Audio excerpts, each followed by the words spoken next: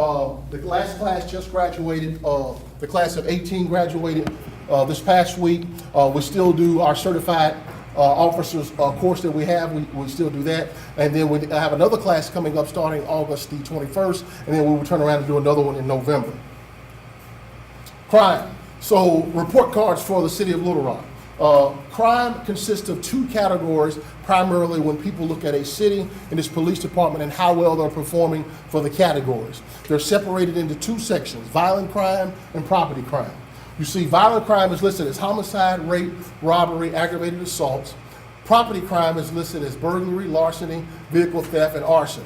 So you can see over the past 10 or 11 years or so where we've been on the scale for total reported incidents. So for example, last year for 2016, we had a total of 16,954 combined property and violent crime incidents.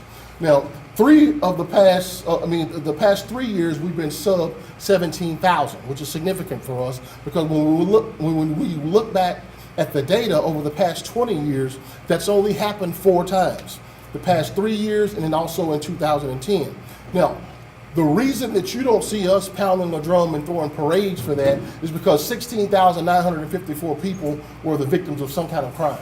And they don't want to hear about your stats and your celebrations that you're having when 16,000 people were the victim of something in our city, whether it be a property crime or a violent crime. But it's one of the ways to which we're measured our performance and how we're doing as a police department.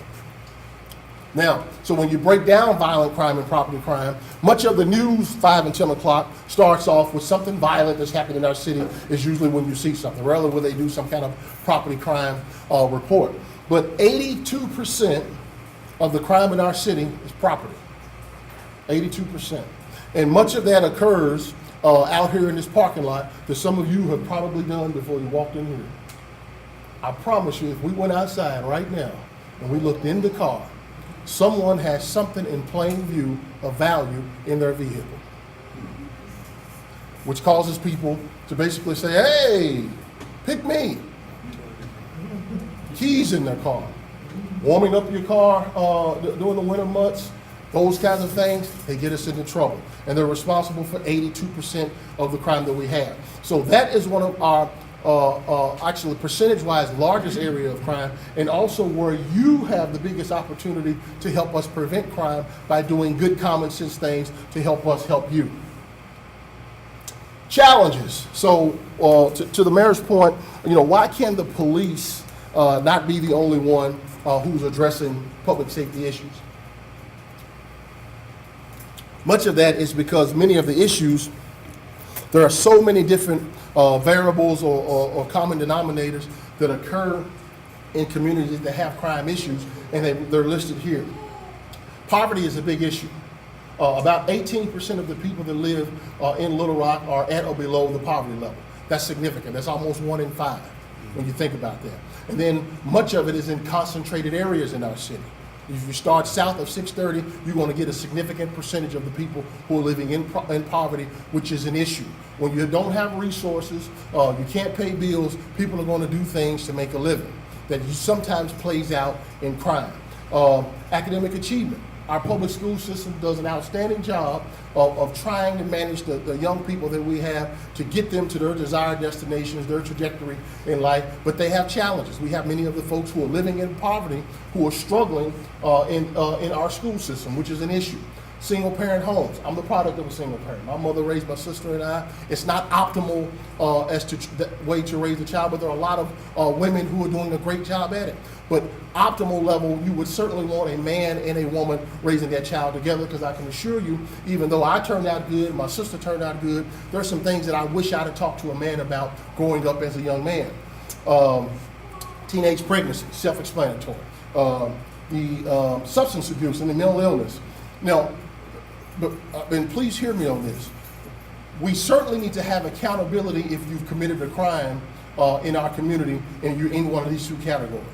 But my point is, substance abuse and mental illness, you have to treat the issue as well as the accountability for their actions that they've taken. And what I mean by that, you don't treat substance abuse and mental illness with incarceration solely. That does not work. Everyone has figured that out, and we have to have alternatives to be able to do that. I can tell you that our state, the governor, is trying to work on some things to address those two primary areas, and I think that we will see some progress in that area. Unemployment, huge issue. That goes right back up here with poverty. If you don't have money, you don't have a job, you're going to struggle. People who struggle, there are going to be issues in that community. Black and brown crime, disproportionate victims of crime. We talk about sometimes, well, who are the folks who are offending, or the government is having this mass incarceration of that demographic. But the one demographic I would tell you not to forget about is this person right here. Victims of crime, disproportionately black and brown. More often than not, specifically violent crime, when we have that, they're black and brown individuals, disproportionate. But when we hear studies, we say, well, let's do a study on the impact to African American males in our criminal justice system. I think that's a worthy study. I only ask you to do a study on the impact to them, on what it feels like to grow up in a community where you're afraid, to where you sometimes lay on the floor because you hear gunshots outside. How well you think that kid's going to do in algebra the next day? So if we're going to do studies, let's do a complete study on the impact that this is causing on our communities. Next thing, police-community relationships. Police have caused harm in some communities. Some historical, some current, some today. We have to take ownership of that. Our police department is not a perfect police department. We're a professional organization, but we make mistakes. We have some police who have not done the right thing. We hold them accountable for that. But we certainly have to take some ownership in the mistrust and some of the things we have in our community has been because of our behavior. We have to take ownership for that. And you have to have a chief who is willing to support his troops when they do the right thing, hold them accountable when they do not. President Obama, one of his legacies is that he came up with a 21st century policing model.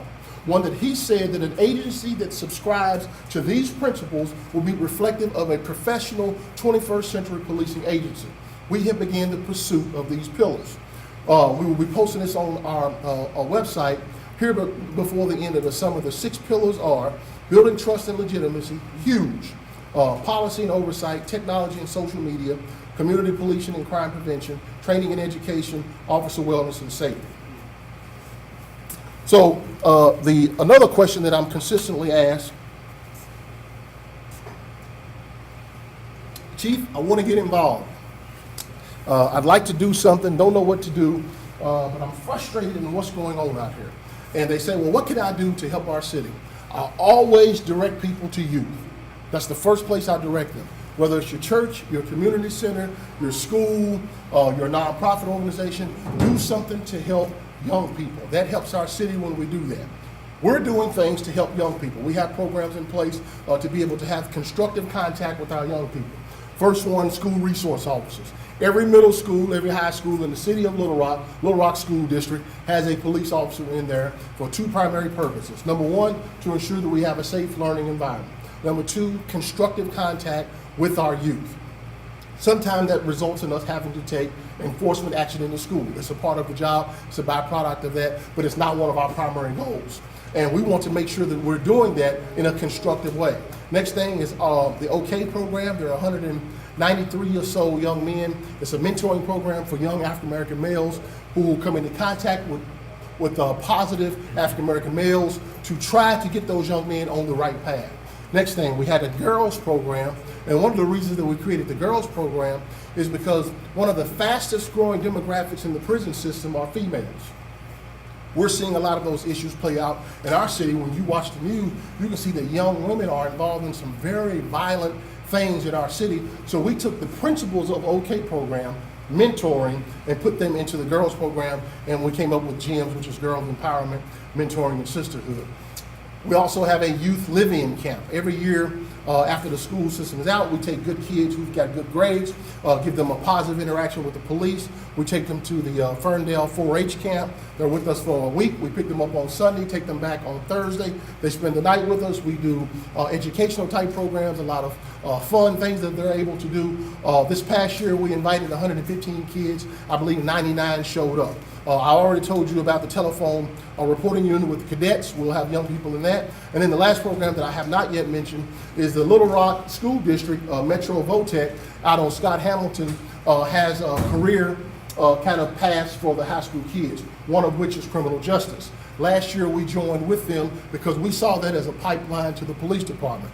I assigned a full-time police officer over there. We gave them a car that they can use to help with the initiatives that they're doing because they had a car but it wouldn't work anymore. So we gave them a used car to do that. At the time that we joined that program, there were roughly 25 or so kids in the program. Coming back this fall, we've got close to 60. The program has doubled since us working with Mr. Poor in the school district, and there are also opportunities for civilian opportunities there because they also do dispatching and communication paths there for the kids, as well as crime scene investigating. So we're excited about that and teaming up with the Little Rock School District. And I think those are my slides, and we will go into Captain Paxton.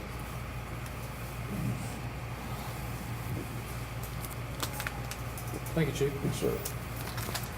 My name is Marcus Paxton. I am the captain of the Downtown Patrol Division, or Downtown Division. I'm going to give you kind of an overview and get into a little bit to the weeds of what's been going on within the dealing with crime within the division. Right here is the map of the downtown. This is my responsibility.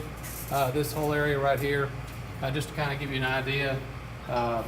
This is the viaduct that right here where the railroad runs right through the city.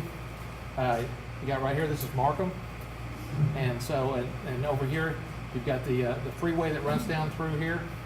So you kind of get an idea of where you're at. We have 23%, or right at 23% of the population for the city of Little Rock, but we have about 36% of the crime, or about 35% of the crime in the city, within this division. You can see the different, our busiest shifts are right here, are almost equal. That's the day shift and the second shift, which is 3 in the afternoon to 11 at night. And it slows down a little bit right here on the third shift. Here's Ward 1. Ward 1 covers the majority of the downtown division.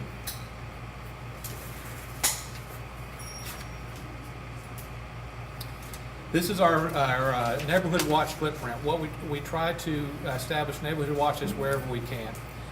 Victoria Brown helps coordinate and helps to start neighborhood watches, and this is our footprint where we currently have neighborhood watches. If you live in one of these other areas that does not have a neighborhood watch, I encourage you to contact Victoria Brown or myself, and we will begin the process and help you in your neighborhood form a neighborhood watch. Okay, here's the stats by wards. The chief was talking about the different things that we report on right here. We had a rough first 4 months in Ward 1, and but luckily it's planed off and it started dropping. Violent crime in Ward 1 has been dropping for the last 6 weeks. It's been steadily dropping. We are, and I'll get to, we're still up for the year, but we're not near as up as where we were.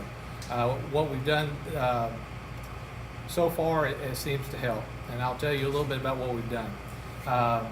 The officers are concentrating in the area with the most violence during the afternoon and the evening and overnight, where they have the most property crime, where they're breaking into your cars, where they're stealing your cars. A lot of that comes while you're asleep. And so we're focused on exactly where these are happening.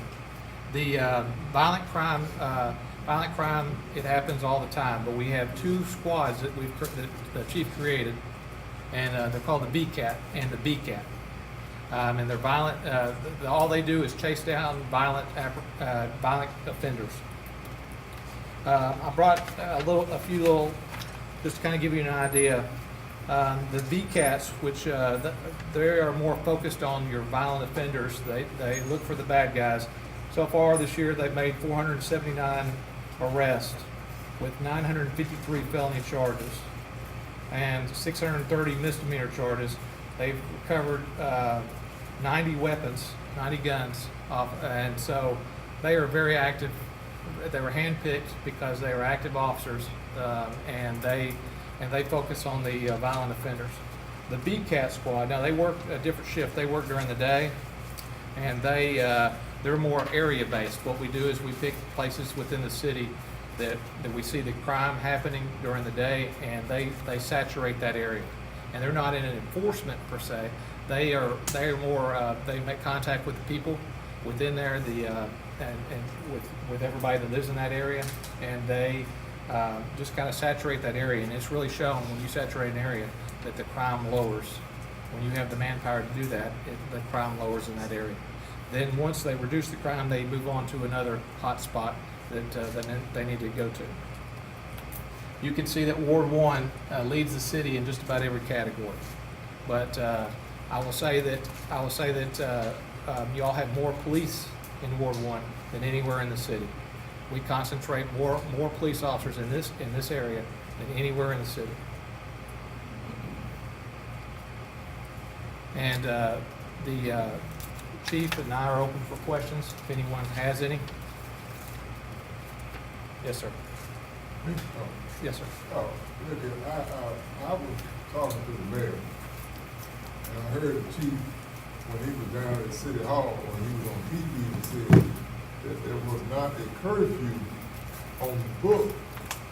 But I have to differ with you, sir, because when Jim Daly and John Llewellyn, one of the former city directors, was on the, in charge, they did in 99, or not, is it 99 or 98, when we had problems with gangs, they had a zero tolerance where the kids were supposed to be in about 10 or 10:30, maybe 11 o'clock. And if the kids were working, they had to 12 o'clock to get home. But they had a zero tolerance. Nobody was supposed to be out on the city at that time. And it is down on the book. And I heard the chief, when y'all were down there on TV in City Hall, said that y'all were not aware, but there is one on the book, because I remember back then when Jim Daly and John Llewellyn put that on the book. I think if we recall correctly, my statements is that I did not think that a curfew for our youth would be effective, and for that reason, because from a lack of effectiveness, I didn't think it was a good idea. Just about every city has something ordinance-wise on the books for a curfew. Question. But let me say this here. Go ahead. But when they had that curfew, the streets were quiet, you didn't see a whole lot of traffic going on. And I was back then, I seen that, and it does work. Because it's telling everybody in this city that your child has to be in at this time. If not, then they were gonna arrest them and then go get the parent. So wait a minute, hold on. I'm just saying. Go ahead. I'm not trying to argue with you. Yes, sir. But I'm trying to say, I live in this community, and I have been in this community since 1992. And, you know, I've got children. There's a lot of older people live in my neighborhood. And when these things happen, for you guys to take 2 hours, 3 hours to get to our house, and we seeing something happen, man, act like y'all don't care about us. I can tell you that as far as the response times, we actually have downtown has the fastest response times as far as once the officer gets the call. And that's where the chief, he discussed the 911 center that we're having issues with, and because of lack of manpower, of people in there working. And we were attempting to do that. But once the officer gets the call, in an average of 6 minutes. And I understand your frustration. And Well, Chief, I'm gonna tell you something. Why I can say that, I used to work for the same people you work for. I always worked for the sanitation department, so I saw what happened. You know, by me being in a different department from when you guys were. But, like I say, you take out there in Chenal, I used to watch how if somebody came out there in Chenal and there was an old beat up car, before that car could get in the road, y'all had them surrounded. But it's a different story on this side of town for us. Well, Let me respond. Put our thinking caps on. Chicago, Detroit, St. Louis, Milwaukee, Oakland, Stockton, Memphis, Birmingham, any other city that you'd like to throw on there, Little Rock. If this was as simple as a curfew, don't you think the intelligent people in all those communities would have done that by now? See, they did. And when they did So- have that curfew, it wasn't, wait a minute. Okay. Y'all laughing, but I'm telling you what happened. It did work because a lot of kids went on the street. And that is a popular response, that people want to see a curfew, and that there are so many different variables to what we see. Now, one of the other things that you would not see that I would see is accusations of profiling. You're over here in my community because you say, hey, on Chenal, when a car is out here, you know, you guys, you stop that car like that. Well, I saw that. Let me come and I'm not gonna disagree with you because I was not there then, but let me tell you what's gonna happen if you come on Wright Avenue, 16th Street, and you're stopping every car in the area simply because we've done zero tolerance. What's the first complaint we're gonna get? Y'all are discriminating against us. This is martial law. You're picking on us because we're black. This is racism. What's my response to that? Your response is, yeah, the curfew, okay. Wait, now listen what I'm saying, Chief. Okay. Now listen what I'm saying. If you had a curfew, that all kids, they had it wrote, kids, if they wasn't 18, they had to be in. Yes, sir. Okay, so that was keeping all these little bad brats that you, from being out, just doing what they want to do. Because like I say, see, I'm gonna tell you this here, and I don't mean no harm. Yes, sir. I don't mean no disrespect to No, no sir. law enforcement in here. But see, one time I caught one of them, and I caught 3 of them in my garage. Mm-hmm. And they stole trying to steal my four-wheeler. They got my lawnmower and my other thing. And so, in the process, how I disbanded them, I took my shotgun and shot up in the air, and they left my four-wheeler. The police come told me I wasn't supposed to do that. But the thing about it, if you look at Arizona and you look at Texas, anytime somebody comes to burglarize your house, Mm-hmm. they on the wrong thing. They have the right to defend their property. No. Yes, they do. Property you can defend, but not with deadly force. I'm telling you, sir. My dad lives in Texas, and I have another friend of mine lives in Arizona. And I seen the man. The man will steal a man's car. The man stood out there with a shotgun and held it. The police said, "Why you didn't leave?" The man said, "I didn't want to die." So you can do that in Arizona. Okay. Thank you. We respectfully disagree, but I've certainly heard your sentiments. Yes, ma'am. Your presentation was great, but I wanted to ask if it's any ways possible, some of these statistics that you gave us, Mm-hmm. some of us can't remember some of them. To get copies of it? Yeah, Yes. so I think that you need copies. The other thing, the officer pointed out that where the blight is most is Mm. in Ward 1. Mm-hmm. I remember you all can witness blight in Ward 1. no, blight, no, ma'am. It's a footprint. That was a footprint. Oh, I know that, but I know No, it was a that. footprint of the, not blight. No, I know, but what I'm saying is Ward 1 is made up of blight in the Mhm. community. You have vacant houses, you have burned up houses. So naturally, that fits with what we see happening. It may not be correct. And then the last thing that I want to tell the members that are here, you may recall on 2 occasions, as a board member, I attempted to get the ordinance where the policeman must live in the city to be hired. And also with that, once they were hired, they had time before they had to move back into the city. Some of you all are frowning as if you didn't know that I tried that on 2 occasions. And that board that I sit with voted against it. So I think that when political time comes, you all need to know how to vote. Yes, sir. Yes, sir, in the back. Yes, sir. Go ahead, You sir. interviewed for the job Yes, sir. on 12th Street Yes, sir. facility, along with the other two people they brought in. Mm-hmm. You said that I cannot do it beginning, pretty much beginning, in the middle, and at the end. I cannot, nor can my police force do this alone. Mm-hmm. We've got to have people to help us Mm-hmm. in the community. Mm-hmm. I've lived here since 1967. I chose to stay in this city. I could live. I've never been disappointed. But I do go to the fitness center or memorial. I do sit in the sauna. I do talk to some people. I had a conversation one time, and I said, you know, they can't do this alone. Somebody in the neighborhood knows who, what, when, where, and how. And this guy sitting next to me said, we don't rap on the drugs. I said, then you have got to take the responsibility for what happens if your child gets killed, your mother gets shot, your brother gets murdered, then, you know, that's what you're saying. Mm-hmm. So I don't know what to tell you.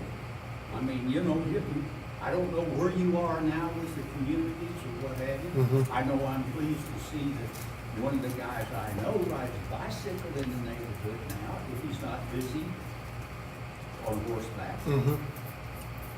I know that the people that you competed against, Mm-hmm. you had come right up from the bottom to the top of the wood. So I knew you had street smarts. Mhm. People have got to help the police force. They can't just say, well, I'm not going to say anything because I don't want this to happen or that to happen or what have you. So I don't know where you go. I live in Quapaw Tower. Now, I have lived in Pleasant Valley. I have lived in Hillcrest, and I now live in Quapaw. Well, I'm not sorry about living down there either. that's a consistent response that we get from the community. One of the things that you've never heard me do and you'll never hear me do is to overly bash someone who says, I'm afraid to come forward. Because there's some realities that are on the streets of Little Rock. That we have to use common sense for the individuals, that when we get back in our cars and go back to the station or to our respective homes, those individuals have to live there. So I understand the fear. It's an intelligent fear, because there are some people in this community who will hurt you if they think you're cooperating with police. But we have too many avenues for you to provide information anonymously, so you cannot have that as an excuse not to help the police when you see things, especially when you see something on TV and you know who the individual is. Nothing prevents you from calling in and saying, hey, that's George so-and-so over there. He lives over at his mother's house. He got a red such and such car. I'll call and let y'all know the next time he was over. Nothing stops you from doing that. You have to get engaged in what's going on. This gentleman had his hand up. Go ahead, sir. You were here in the early 2000s? Yes, sir. Roger, stand up. Huh? Roger, stand up. Okay. In the early 2000s, Mhm. a lot of killings in that period of time. Mhm. My question is, for those people that were on the police force in that period of time, Mhm. it got better. Mhm. Early 2000s, okay? What was done then? Could somebody tell me? What was done after the early 2000s when a lot of people got killed? Something was done. Well, we have Whatever was done then, we think can do you it will again. tackle this question, some of the initiatives that we were doing then. That was started in early 90s. I can tell you in 1988, I was director of the Real Police Department. And I worked as a director of the Real Police Department at the jail. And we had about 14 cells in that jail. In 1988, when I was there, out of 14 cells, I would say 9 of them were for misdemeanor offenses. And maybe 3 were for felony offenses. In 1990, when the gang projects first started in Little Rock, we went from, the majority of those cells were misdemeanor, the majority of them were felony cells. So the problem when we had our peak in homicides, it didn't start there, it started a lot earlier. and it's a process. And one thing that we did to help curb the violence like this is partner with our federal counterparts, which takes time to bring federal criminal against organized criminal enterprise, which is where it ranges from. And so that's what helped. The violence that we're experiencing right now, the catalyst of it started like around October of last year. And from there, we have had continuous increasing spike in violent crime. And so it's a process.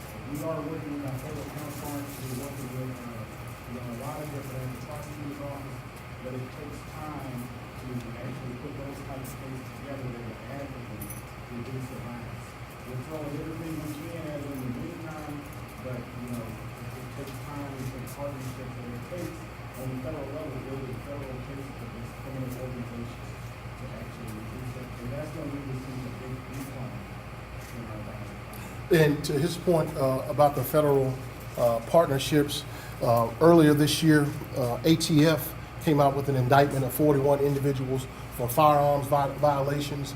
A couple of months ago, FBI came out with an indictment of 61 individuals. I can tell you that we have other wheels that are in motion. We're not done indicting people. There are many things going on that are not on the surface that we cannot talk about in public, but I can assure you that all of our resources that we have to combat the issues that we have are in play.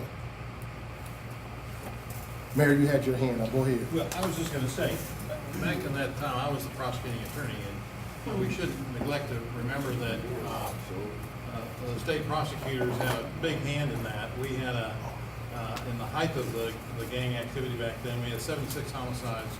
In Little Rock, we had 113 in the county. And all I did, and one of my young deputies, who's now middle-aged deputy, is right here, Melanie Martin. All we did was prosecute homicide cases. We had a gang unit, we had a gang intelligence unit, we had our own investigators learning gang science, gang language, trying to keep people alive in order to get them to testify and get them into the courtroom. And we got a lot of convictions. And those convictions were for long periods of time. So you're saying, what's different now? Some of those folks are getting out, getting back into the neighborhoods. Some of them have aged out. Some of them still, you talk to one of the people on the parole board, and she acknowledged that a lot of the people, when they are up for parole, will acknowledge that they've been in a gang, in the penitentiary. So I think there's a little bit of that drifting back into the community. Also, their kids. And they have kids, or they've got kids now that are, and so I think you're getting a little bit of that. People forget that in 2006, not too long ago, there were 60 homicides in Little Rock. 60. But we didn't have iPhones, we didn't have the social media that blared this out back in 1993. Channel 4, as they are doing now, are putting, if it leads, it leads. Okay, that's what's it. People watch their news and others, and that's not to minimize the issue, but when Captain Paxton says that over the last 6 weeks we've seen a reduction in shootings, a reduction in some of the violence, I got my fingers crossed, since we're doing a lot. We got some people with street credibility. They're in the streets, former felons. They've been in the penitentiary. You're out here walking and talking and trying to get to know the people in the neighborhood, trying to mediate whatever the disputes are. So we're trying to do those kinds of things to try and get that, stop the violence, number one. And then look at the long-term issues about how we can change it. I just got back from a meeting with. All right, we got some other questions. Okay. Thank you. Thank you, Irma. I just got. It's a public health issue. If people grow up in a community and that's all they know, and drugs are the easy way to make money, and they don't have an education, they don't have. That's what's going to drive this issue. So we've got to work on drying up some of that stuff as well. So thank you, Irma. I'll finish. Because I don't want them to say that they came and the mayor did all the talking. Go ahead. I just want to at least comment to explain, piggyback off what Chief Finkston said. The things that we're seeing now, you kind of can't compare them to the early 90s. Things are different. Our games are different. I was on zero tolerance for 2 summers in the early 90s, and we broke a ton of curfew. all those type of citations. And back then, it worked in certain areas, certain ways. But you had, back then, kids were out, there was a lot more hanging out in the streets, loitering, showing their gang colors, their gang signs. The gangs don't operate the same way they did in the early 90s. So I think it's important to realize that we're gonna have to modify the way that we do policing to deal with the current crimes that are going on. So I know it was maybe effective in some ways in the past, but it also can create a negative feeling with certain people in communities because they do feel like that they are being targeted, if you will, and that can be a downside to it. But I just want to let you know, the gang business has changed, and so the way we dealt with it in the past is not really the way we deal with it now. We need to deal with it through federal partnerships and building big, long-term cases. Go ahead, sir. Okay. Well, my name is Robert Pruitt. Well, first of all, I'd like to offer some praise to Director Hendricks. She's been a tireless advocate for our ward for many years. Also, too, she's been very active in passing or attempting to pass a number of ordinances to keep us all safe. Secondly, I want to thank you, Chief Buckner, for coming out and providing us with information that, frankly, some of us didn't know. Because things are changing. New trends are developing in crime here that I was unaware of. So thank you for that information. I also want to thank the mayor because he has a very comprehensive community program to combat this crime here. And I encourage everyone to take a look at it on the city's website. Thank you. On front corner, Yes, sir. I got a couple questions. First question is, to you, how does, you said earlier, when the gentleman asked, how does a citizen not have the right to protect their property when an officer can murder somebody that has no weapon at all and gets off scot-free?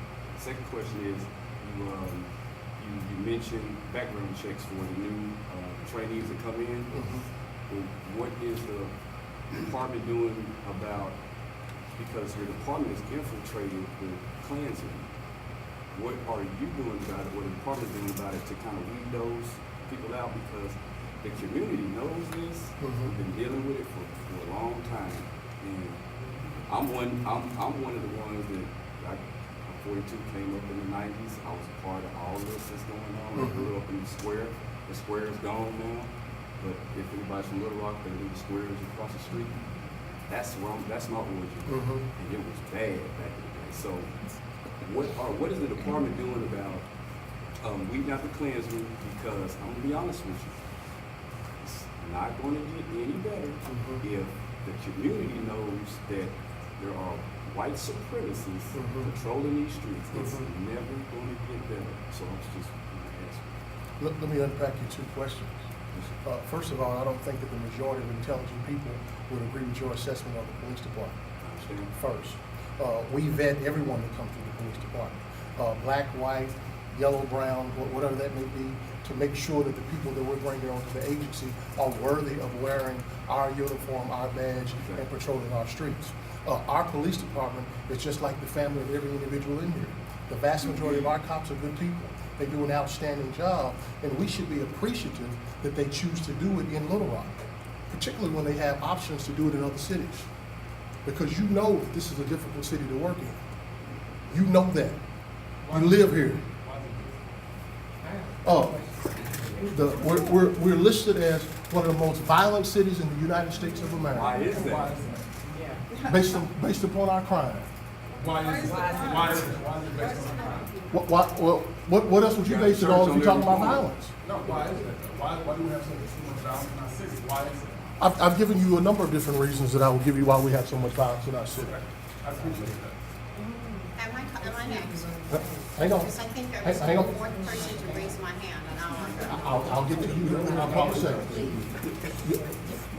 So to your other part, do we vet people? Yes, we vet people. We have a very thorough process. We are an accredited police department in both the state and also an independent organization. So I trust our vetting system. We're not a perfect police department. We are a professional organization, and I think that more often than not, we do the right thing.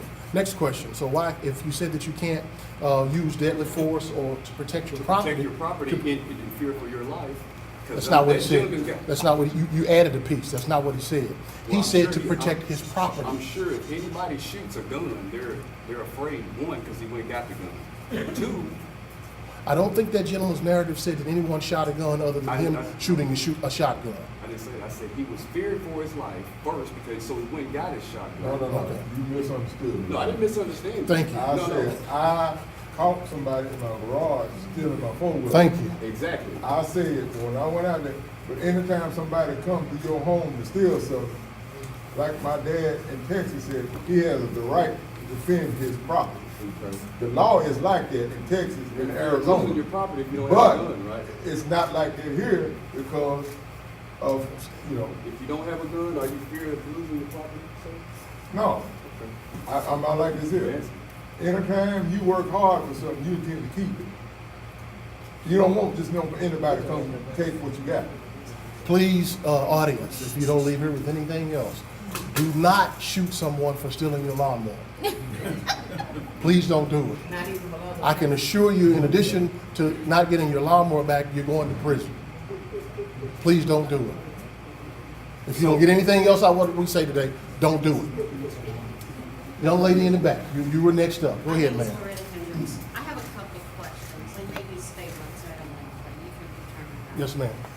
Ward one, can you, okay, my sister worked for law enforcement for 30 years, Phyllis Brown. Yes. We were just discussing this the other night. We discuss the police department all the time. Okay, so, in Ward one, how many precincts are in Ward one? Precincts? Well, help me out. There's one. Districts? You talking about- Districts, yes. Nine. Your Well, stat- no, that says nine- downtown Your total. stats are, Ward one? Yeah. Oh, well, go back right here. This is the area of Ward Seven. one. There's one, this is the division right here, and there's 7 districts.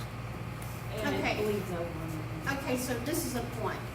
This crime that you claim is a Ward one, and it may be due to the fact that about 8 or 9 years ago, there were cars sitting on Kenton and sitting on Bethel consistently. And I really got upset when the pizza guy was killed a few months ago, because that hurt Ward one terribly. Now, we never had anybody be killed delivering pizzas. So evidently it's getting worse. Okay, so my other point, I saw a guy delivering pizza across from Bethel on my way here. I think it was Jimmy Johnson. Okay, so my other point is this. If you have 9 districts in there, can you classify what those crimes are? Are they guns? Is it stealing? Is it domestic? What is it?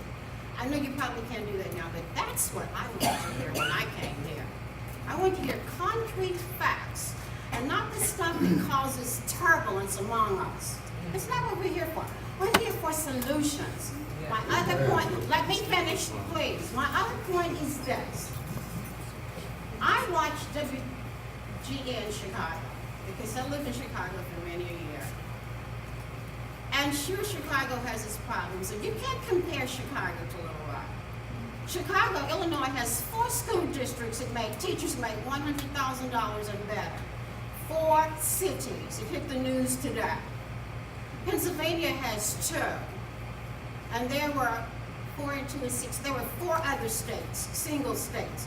Teachers do $100,000 or better. Okay, my point is, and my last point is this.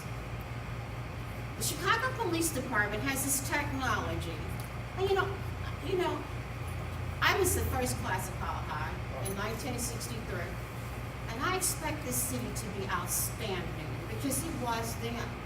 It was the one that brought integration to the country. Little Rock, Arkansas needs to be another model for this country.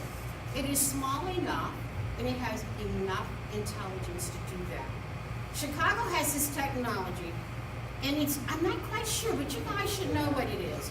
It's where they use this radar and they sit before these computers and they can surmise what areas are going to produce crime within 24 hours. Can you talk about that? If you can't, I will make sure I call WGN in the morning and have them send it to you. Do you know anything about that, Chief? I think I know what you are talking about. You're talking about the Chicago has a real-time crime center. Exactly. Can you explain that to us? Because the mayor might want to put it on the ballot for another. A real-time crime center is basically the information that we use to gather this information is a 24-hour job for someone, civilian usually, that spits out this information 24 hours a day. Whereas we gather this information for meetings, it's some 140-hour-a-week job, but we don't do this kind of analysis. There's no robust camera system in our community where we have people monitoring cameras 24 hours a day. That's a real-time crime center to where we can discern a pattern by pulling this information on a daily basis, but they may be able to do it down to the minute to say that in District 81 we've just had 2 shootings and now an hour later there was another shooting across town, and there's possibly a rivalry that's kicking up, and we need to be prepared for this tomorrow. But I will say to you this, there is no sliced bread. You see Chicago like I see Chicago on the news every other day. There is no sliced bread. Don't look for it. It doesn't exist. The solutions are very, very complex, and there's no one single thing that can address these multi-layered issues that we're having in our country. But that's what she's talking about with the real-time crime center. Yes, ma'am, in the back, go ahead. Right now, I don't mind now. Yes, ma'am. I'm Dr. Emma Kelly Rose. I'm director of Emma Rose Institution for Special Ed. It is located 1815 Wright Avenue, and we've had educational programs there since 2002. We started with the adult education program, and then in 2011 we added certified nursing assistants, which is a 90-hour course, can be completed in 3 weeks. We added heating and air conditioning, home health aid, medical billing and coding, phlebotomy. We're trying now, that with the proper workforce today, we're trying to add carpenter helpers, electrician helpers. Yes, ma'am. I see those as ways to help our young people to learn skills Yes, ma'am. that would help them to help themselves. Mm-hmm. And the trade skills, they will not be, they don't have to. They can't have a felony to go into the health skills. Mm-hmm. But there's nothing to keep them from going into heating and air, painting and drywall, carpentry helpers, electrician helpers. And if we can get our students, I'm always calling my students, if we can offer them some skills training, Mm-hmm. I'm trying, one of my challenges is to work with the colleges in this area. I'm saying to Philander Smith, Arkansas Baptist, and Shorter across the way, I said, why don't you offer this academics and let me do the skills training? I said, because when they enroll in school, in college, and they don't have a skill, and then they drop out before they graduate, they're more frustrated than they were when they went in there. And so my challenge again is for us to work together. And all of you, I'm asking you guys, let them know that we have skills training right down the street. How much it cost, Dr. Lee? Well, we'll tell them that when they come over. See, that's what. We'll do that. But they need some skills training, because again, if they don't know how to do anything, if they don't have the education and they don't have the skills, they gonna do something to get money. And they don't care whose house they break in. So, please, I'm Dr. Emma Kelly Rose, 1815 Wright Avenue. What used to be called the Hood, but we've made a difference since 2002. Thank you so much. Go ahead, man. How's everybody doing? I'm Maureen Johnson, and I'm from the Central High neighborhood. And I actually don't attend a whole bunch of meetings because sometimes we don't end up doing anything. That's right. Pointing fingers, saying this and that. I know that person. I've been exposed to it. You don't like me, I don't like you, so what? What's the big deal? We all know that exists, right? So we deal with it, or we use the protocol or the procedures that are in place to deal with it, but we keep moving forward. What I need to know is how we're going to keep our children out of jail, not locked up, but if we lock them up, prison reform. Because let me say something, if you lock them up, they're coming out. So you got to have something in place to give them kids some value, so when they come out, you don't have to deal with that. You don't have to keep coming on with these new programs. You said something, lack of education. Some of our kids are not being taught. Look at your 18, 19-year-olds in the paper. But we won't stand up and do nothing about that. Half of them can't read. We're not teaching them. They pass them through the system, and we just sit back and let it happen. And don't tell me we can't find out what teachers did, because we know the path they came. We won't go after them because what? Because show favor, etc. We got to stop that. We got to go hard. If you know a kid can't read, what teachers did we have? They graduated. They got them diplomas. We sit and we do what? So he don't know anything, so what is he going to do? He gonna survive the best way he can. I know the chief is doing the best he can. I know all the officers are doing the best they can. I read in the paper, you don't attend a lot of the functions that you should attend. And you know what? I don't know anything about that. But I do know at the end of the day, when you have those marches, when you feed, everybody go home. Do you go into that neighborhood where the crime is really happening? Do you knock on that woman's door and say, hey, you know what? Can we throw our grills in your yard because we want to have a cookout right here in the neighborhood? We know you lost your son, but we want to show you how much we appreciate you. If they don't see that, what do you expect? We keep trying to get somebody to program. We don't even know what's wrong with them. When you lock them up, do you send a crew in to say, look, we are here to help. Whatever you say is between us. Why and what kind of problems are you having? What can we do to help your family? Why did you do what you did? But yet we'll find a program and put them in it. Now, you said something that kind of disturbs me sometimes. You said in your, I think it was your living you, the good kids. Who are the good kids? What about the average kids? What about the below average kids, the ones we want to forget about? But we want the good kids in the program. So what do you expect? My God, come on, guys. And then we have different boards. Guess what? If I was in charge, we wouldn't have no wards. The whole city of Little Rock would be our city. Would things be different? Yes. I don't know. You got a ward, a large. Whoever else got a ward. So sometimes you show favor. People show favor. That's just automatic. We might as well deal with it because that's politics. So get past all of that, and we've got to do something for our kids. You got to support whatever you have in place. You got to stop ignoring the kids that need the help. You got to go down there on 12th Street behind that liquor store and walk them streets. That's too dangerous now. See, but that's okay. You pray. You pray. That's what I'm saying. We're not about all this going back and forth with people. We need to work together. We got to go where they are. No, Ms. Michael, I don't show no man. pick a butt anyway. Go ahead, sir. You next, sir. Thank you. Good afternoon, neighbors, good people, good people.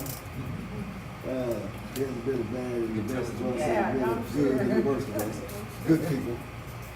This, first of all, Chief, I want to commend you because I've been in this city since 1969 in this particular ward. I've seen a lot of things, both sides of the streets. I remember when you started, Dr. Rose, and thank you for coming to our neighborhood, bringing some problems. Thank you for being here, Mayor. Like I asked Chief, the reason that I'm standing here commending you because I've seen Senator Simpson come, Bill Weeks, other chiefs. I've never seen this. And since 1969, I ain't seen not one chief come out, go all around this city and do what you do. I appreciate it. We asked a whole lot of one person. When there's so many of us living in our communities, and we won't look it up. The question was asked, you know, what we do? Where do we start? What's the problem? Why is it this? Well, here it is. It's us. That's right. I got 5 grown men, 37, 36, 34, 29, and a 21-year-old is 6'7", with 18 years foot. They're my babies. Now, do I back down from any one of them? No. They're my babies. But we want somebody else to come in and police our babies. That's right. when we want policing ourselves, it is not the police's fault. It's our fault. That's right. Right. And if we don't look at us, we ain't gonna get to the solution. That's right. And we need to do this while it's still yet daylight. The darkness gonna come on all of us. And won't nobody be here to do the work. Every day that God allows me to get up, yesterday made 55 years of it, thank God. But I got a mission. I got a reason and I got a purpose.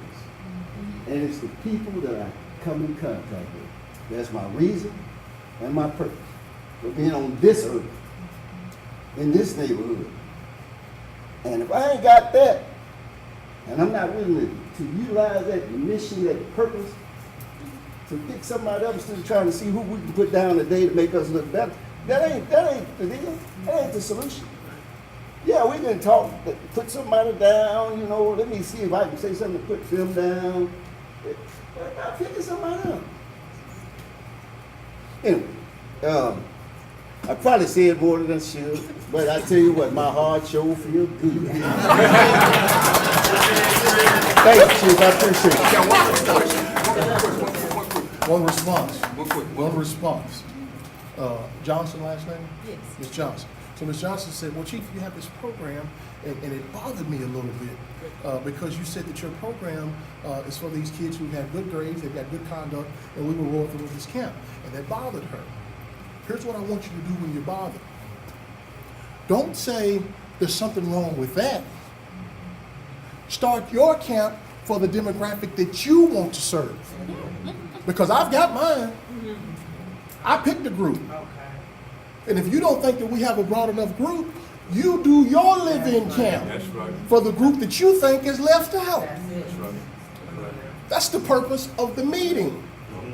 Not to pick this apart, to find out where you can fill in. There was somebody here in the back that was, yes, go, you were next. Go ahead. Yes, sir. Thank you. All right, so I think Director Hendricks was absolutely correct in saying that there is a crisis in political. I think Director Hendricks was absolutely correct in saying that there's a crisis in political leadership in the city because there's no good reason that over 50% of the Little Rock police officers shouldn't be able to not would be in the city of Little Rock, saying there's no good reason that over 50% of Little Rock City police officers live outside of Little Rock. So that's that.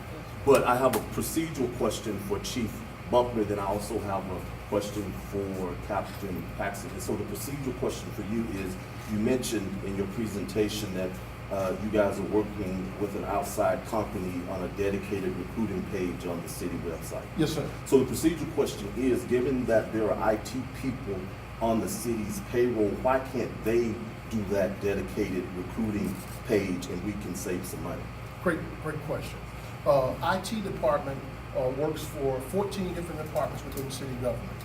There are times when we are able to get things quicker, cheaper, more reflective of what we want, because you may have limitations internal for some of the things that you have, because IT is very broad in that they We're offer. talking about one page, Chief. No, there's not one page. There's one section specifically for recruiting. We chose to go with the company that does this kind of stuff all day, every day. Whereas IT department for the city of Little Rock, they do IT for police. They do IT for public works. They do IT for the zoo. They do IT for parks, recreation. They do IT for code enforcement. So they are generalists. They do a great job of that. But sometimes when you have to get in that line to do that, and when we're in a crisis, to where I have 80 vacancies and I'm trying to move quicker, government wheels don't always move Sure. quicker. What kind of cost, or what's the cost? We haven't set a cost for it. All right, so there's that. And then for you, Captain Paxton, how many active foot patrols do we operate within the Little Rock City Police? Actual foot patrols? Yes. 0. Yeah. We put our officers on bikes. Well, one of the solutions I think that could be productive is to begin a foot patrol within the different wards. I think when people see officers in their neighborhoods and in their streets regularly, infrequently, it makes a difference. Presence acts as a deterrent, I believe, so that's just. I would agree with you, and I would agree, except for the walking part. I agree that we need more COP officers on bicycles within the neighborhood. Bicycles are more effective for us. We had at one point in the downtown area, I do believe we had 21. Chief Finks was one of our COP officers. Lieutenant Dyer back there, he was one of our COP officers. And I agree, we need more people in the neighborhood. Intimate contact. Intimate contact, no doubt. And that, I'm sure that is in the plans as we can get more people. Right now, we're struggling to answer the 911 calls at times. The 80 vacancies prevents us from being able to do what we both agree with you is a higher level of contact, and probably builds trust a lot quicker when you have that intimate contact, but we just don't have the personnel to do that right now. Robert Webb had his hand up. Go ahead. Hey, comment and question. So we often have a conversation around people not wanting to be cooperative with the police. And I think that's just not true. It's not that we don't want to be cooperative, but when you have an adversarial relationship with the police department, then when you call them, they don't show up. And now you're asking me to report on somebody in my own neighborhood who's right next door to me. When I call you and you won't show up. I think the police department should do a better job of working within the community to build better relationships with the black community. We haven't done a very good job with that, in my opinion. And my question is, you often throw around this whole thing about response times. Can you tell me the apparatus that you use, that your department uses to record response times? And can you provide the information on how that works for us? The CAD system is going to do most of that, which is a computer that basically timestamps when the call is received, timestamps when the call is dispatched, timestamps when the officer relays that they are on scene, timestamps when they cleared from that call. So that gives you the time, from the time we receive it, from the time that you make physical contact with a police officer versus when we clear that run, we'll give you that information. Is that information FOI? Yes. I'm FOI, and I was told that y'all didn't have a response time policy. That's what I was told. Well, it's the difference between what you just said, a response time policy and response time data. So response time data, you actually have response. We have response time data. So do you put the same amount of importance on shots fired as you do? Of course you don't. But I'm gonna ask the question again. Do you put the same amount of effort into a shots fired as you would at a burglary? I can tell you, as a assistant chief of the field service, and this thing that we're seeing pretty much all of the years in the market in the city.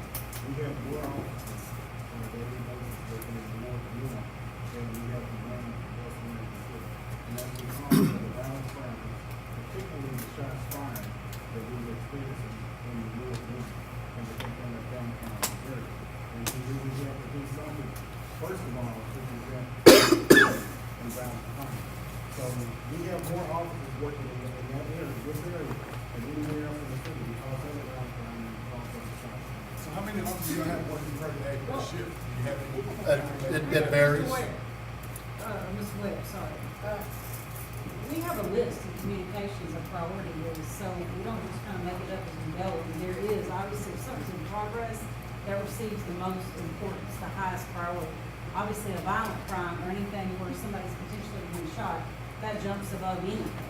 So those dispatchers dispatch according to priority, and that's a set priority list that we have, like red calls, and we may have some yellow calls, and Well, the reason for the question, I'm willing to tell you 2 weeks ago, she called the police, said she heard shots fired and nobody ever showed up.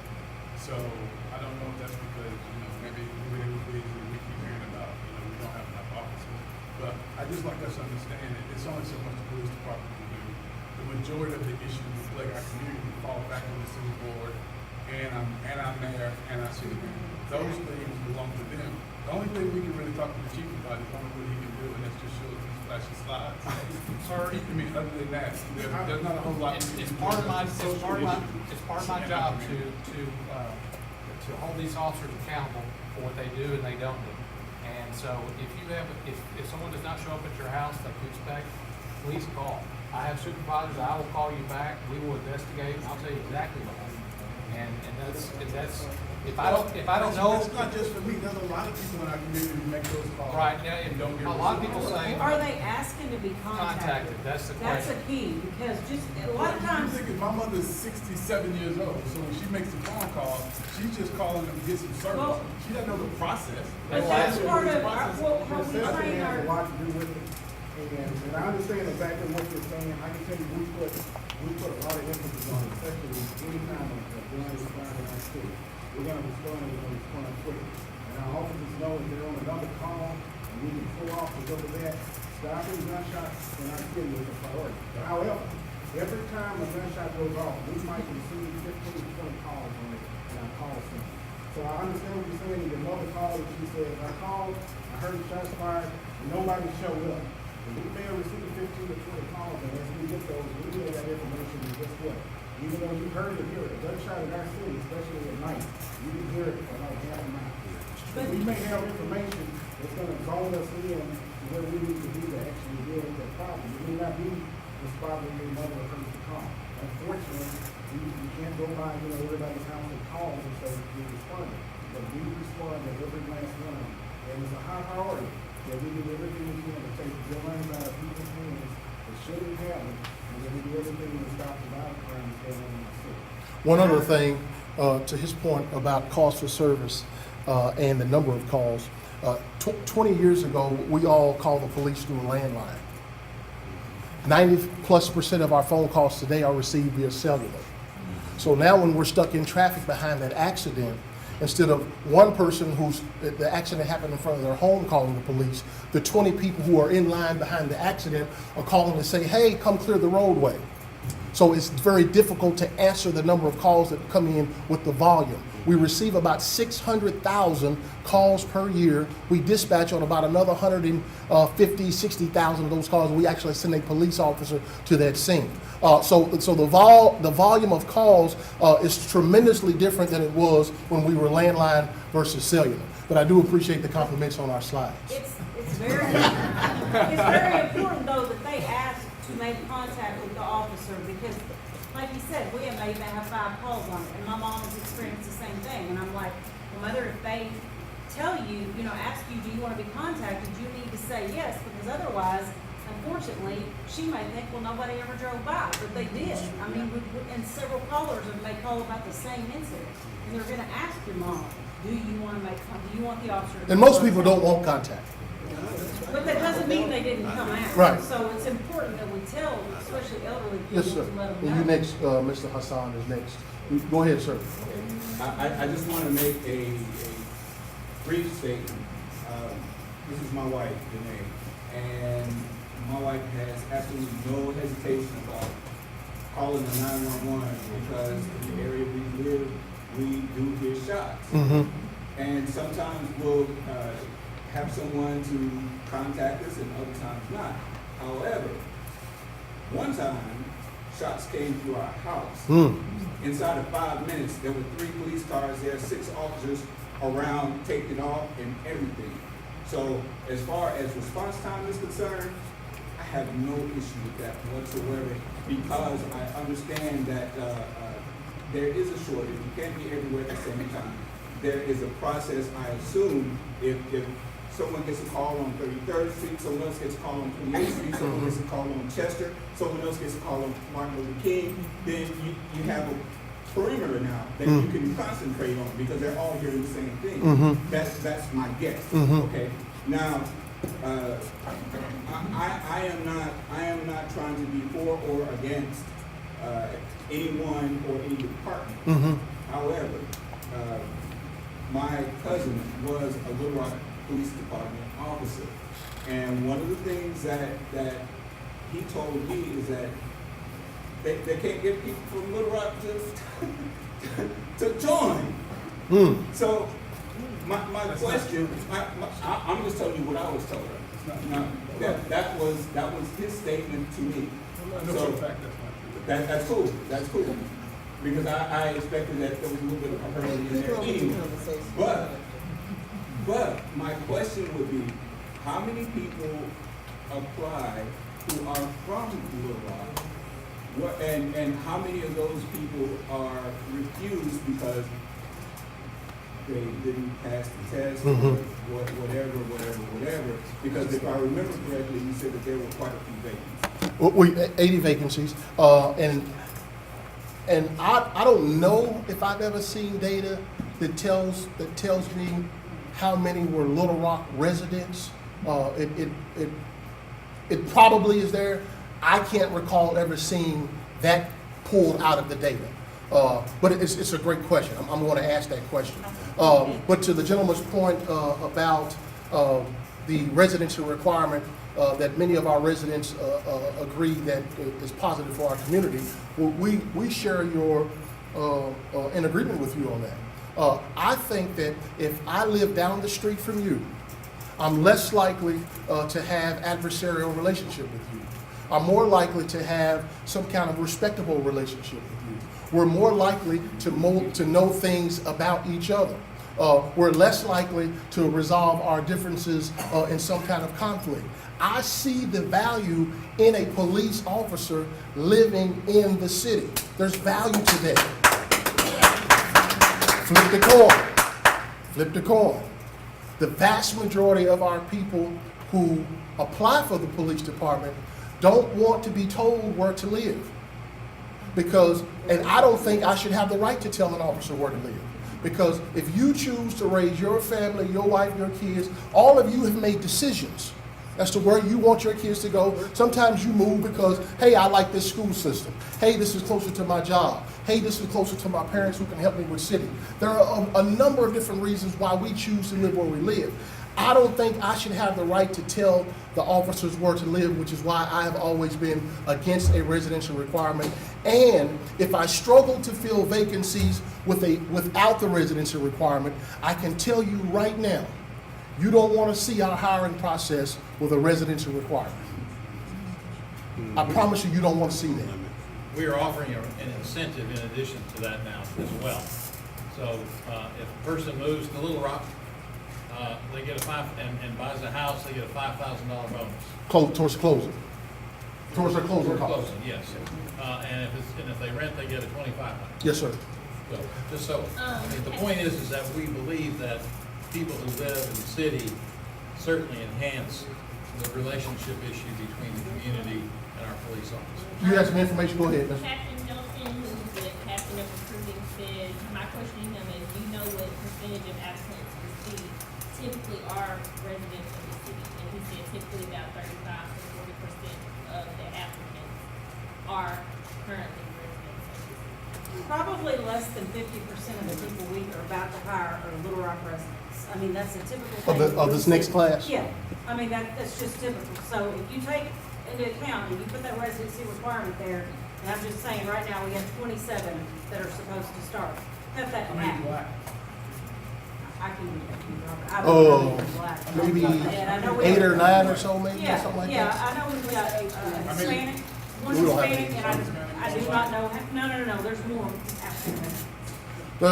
Johnny Hassan, you had your hand up, go ahead. Hey, Johnny, let me hold your phone. No, I got the point. You talking about they incentivize those persons $6,800 per year for those cars, according to Arkansas Plans Report.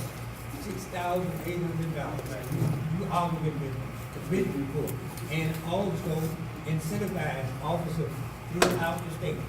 That's according to Arkansas Plans Report. We y'all did the bill, and also 30,000 miles are incentivized for those cars that are taken out of the county. That's the incentive for 350 officers who work for Caucasian officers who work for the city of Little Rock.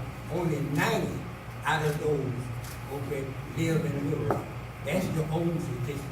So now my point is that we're talking about the incentive. We already incentivized them. 6,000. You argue with your own report, okay? The issue for me is that when we have those police cars out of the city of Little Rock, okay, then that's travel. We lose time because those officers are using city property, and who else in town can give their employees cars to drive to their county, to their home. Okay, we're paying for that. The other question is, when we talk about the crime statistics, 1989 to 92, the dignity, we shut down drug houses in this community. And if you look at the statistics, the crime rate went down in the 90s, 93, and so forth and so on. And according to a document here, a newspaper article, mine said, all you have to do is Google this stuff off in the newspaper. Okay? I don't have to make nothing up. And he said, according to the city record, killed and Dunbar Community died in 94. They helped lower the city's homicide. The younger than 25, the Dunbar's homicide down in 1993.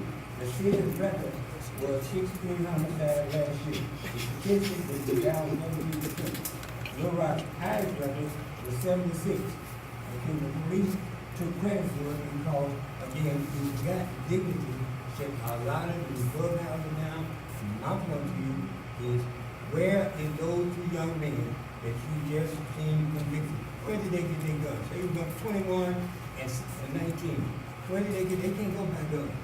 My point is that how are we allowing all of these guns to be in our community and the teenagers walking around armed like they soldiers? Okay?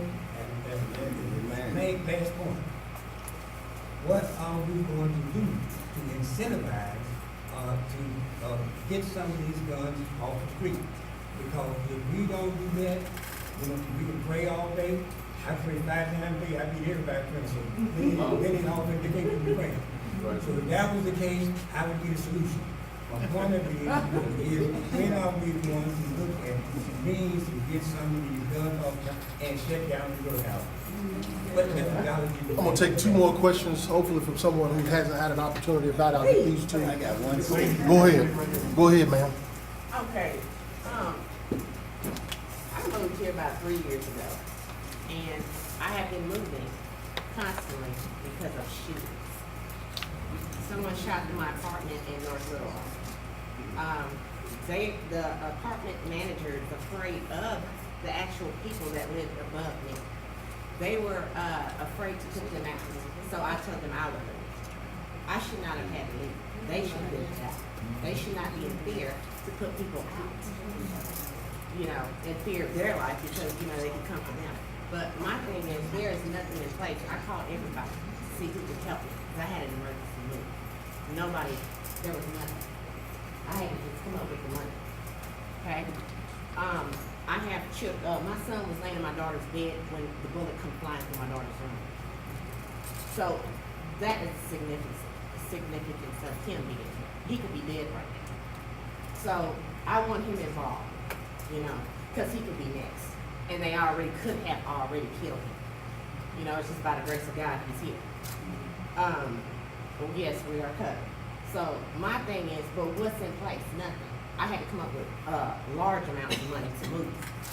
What about these people who are losing family members? There's nothing, because of violent crime. There's nothing in the state funds, and it takes how long for you to get it. You look at the process to get the money. It's just pitiful. And like I said, I moved to Southwest. I had just moved to Southwest when the little girl, Ramaya, was killed last September. I just moved in the apartment. I didn't know Southwest had bullets flying everywhere. Did not know that. Okay, so yes, I get to Southwest and we got a bigger mess than what we just left. Okay, so when I get over here, they're having a vigil and all this kind of stuff. I said, well, look like I just moved into a worse place than what I just left. Hopefully, no bullets come flying through my new place, which nobody helped me with, mind you. Yeah, God. I'm definitely already done said recovered, so that was the coverage right there. But for the city being accountable for the citizens that they're allowing to cause disturbances and people's good citizens, abiding citizens, and then for them not to have nothing in place to help people out of these situations is ridiculous. So I'm here to try to start a fundraiser committee.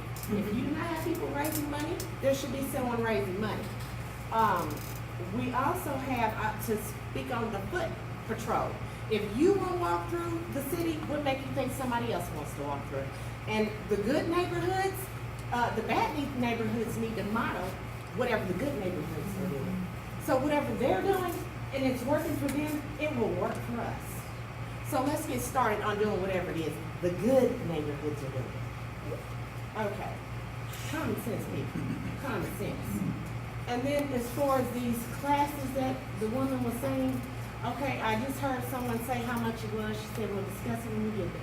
Okay, these people coming out of prisons need re-education. They don't have no money. They get the $200 or whatever they give them and kick them out of there with, and that's what they have. So who's really helping them? Nobody. And therefore, there is the crime. You're going to have high crime because you don't have nothing coming in the system for them or when they come out. But you think they're supposed to function and thrive in a city and make it, not any different than what it was before they came. It's going to still be the same because they didn't get any help while they were in there. So they're going to come out worse than what they, went in there. So you're dealing with monsters actually coming out of there. That's what you got now in your hands. Monsters. Questions for the group before we end for the day? I have a question. How many people in here that if your 21-year-old, 23-year-old kids came to you and said they wanted to be a police officer, would you support them with that?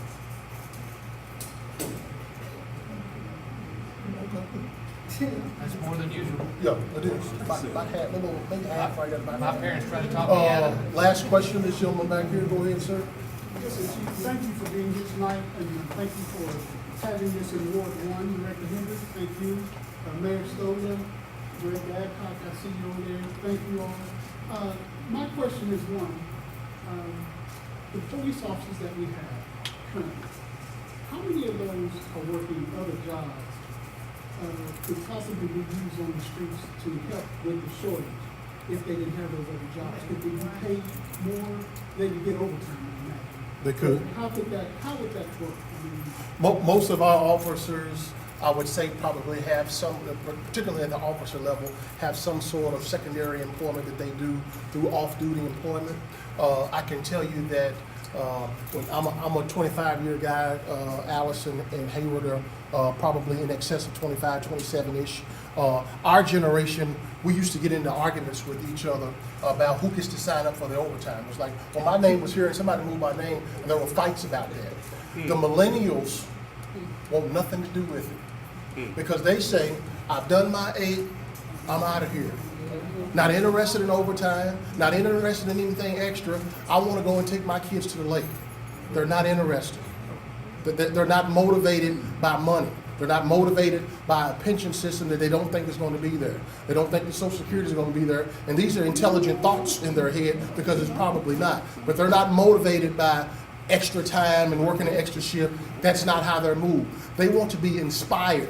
So that's another job. In addition to walking in this room and trying to galvanize the public, I also have to try to galvanize the workforce to keep them inspired to go out and give me a strong 8 because they're not motivated by money. So why are you targeting millennials only? Well, millennials, who in here 45 years old wants to sign up for the police department? I actually know, that was my question. I Well, heard you say, most people don't.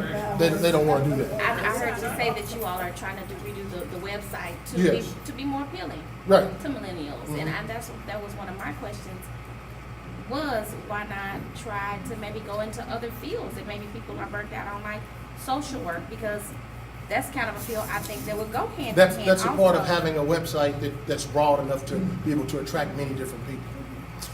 It's 7:30-ish. Let me do a final. Final statement from Ms. Hendricks. I just want to thank everybody for coming, and I want to share with you all that misleading information about a meeting that had been scheduled some time ago.